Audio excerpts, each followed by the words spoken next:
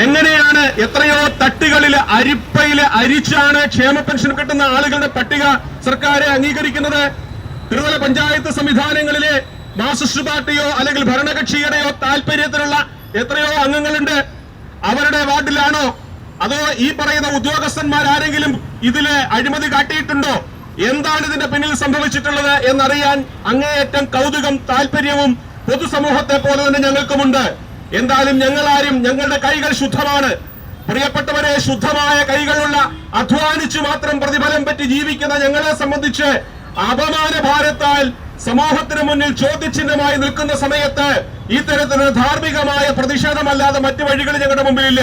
അതുകൊണ്ട് പ്രിയപ്പെട്ടവരെ, ഈ ധർമ്മസമരം ഇത് കേരളത്തിലെ 5.5 ലക്ഷത്തോളം വരുന്ന സർക്കാർ ജീവനക്കാർക്ക് വേണ്ടി നടത്തുന്ന സമരമാണ്. അതിലെ നേരത്തെ പറഞ്ഞതുപോലെ വൃത്തികെട്ട ആളുകളുണ്ട്. ആ വൃത്തികെട്ട ആളുകളുടെ